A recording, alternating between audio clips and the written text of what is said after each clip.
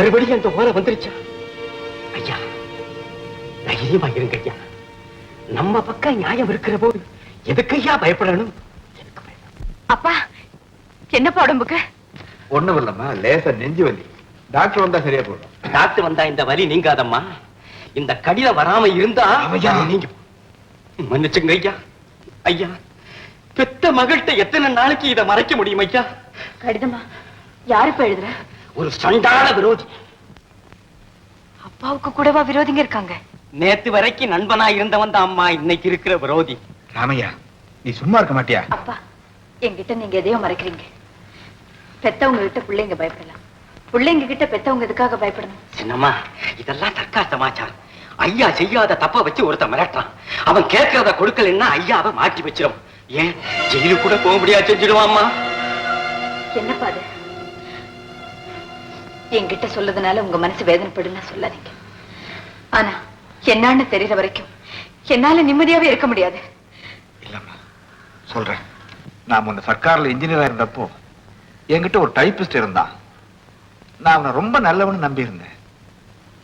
அந்த நம்பிக்கையில அவன் கொடுக்குற லெட்டரையெல்லாம் நான் படிச்சு பார்க்காமலே கூட கையெழுத்து போட்டுருவோம்மா. கையெழுத்து போட்ட பேப்பருங்க அவங்கிட்டே இருக்காப்பா? நான் சம்பாதிச்ச நல்ல பேரை நாசமாக்குற அளவுக்கு பொய் தஸ்தாவேஜ் தயாரிச்சு என்கிட்ட கையெழுத்து வாங்கிட்டாம்மா. நம்ம தலையெழுத்தைய மாத்திட முடியும். இதுக்கு நீங்க பயப்படவே வேண்டாமே. அந்த லெட்டர் கொடுங்க, அதுக்கு என்ன செய்யணுமோ அதை நானே செய்யறேன். உன்னால ஒண்ணும் செய்ய முடியாதும்மா. ஆரம்பம்னு வந்துட்டா அதுக்கு ஒரு முடிவு வந்துதான் செய்யணும். நீங்க போய் ரெஸ்ட் எடுத்துங்க, நான் பாத்துக்கிறேன். ஒன்னா கேட்க மாட்டேங்கிறியம்மா. அப்பாவை கூட்டிட்டு போ. நல்லதம்மா.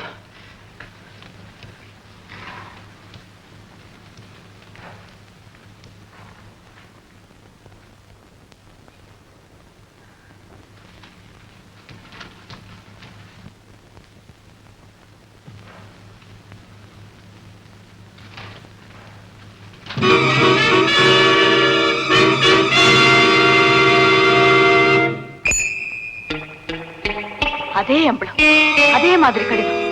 இதையும் அசோக் தான் எழுதிருக்கணும். ஐயா உள்ளே இருக்காரு, வாங்க போகலாம்.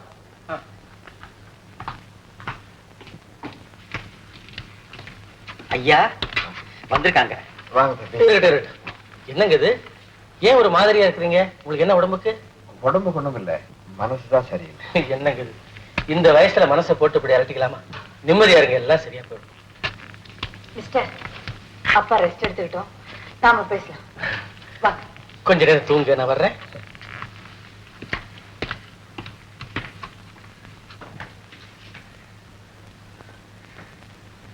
புள்ளையும் கிள்ளி விட்டுட்டு தொட்டில் ஆட்டுற மாதிரி அப்பாவுக்கு மிரட்டல் கடிதம் எழுதி அவரை துடிக்க வச்சுட்டு இப்ப வீட்டுக்கே வந்து அவர் சுகத்தை விசாரிக்கிறீங்களா? அதான் நான் என்ன மிஸ்டர், இவ்வளவு காலமா அப்பாவை மிரட்டி காரியத்தை சாதிக்க முடியலன்னு தானே அன்னைக்கு எனக்கு ஒரு கடிதம் எழுதினீங்க. ராதா, தயவு செய்து நான் சொல்றேன். நான் சொல்றேன், உங்களுக்கு நான் வேணும், எனக்கு எங்க அப்பாவோட நிம்மதி வேணும்.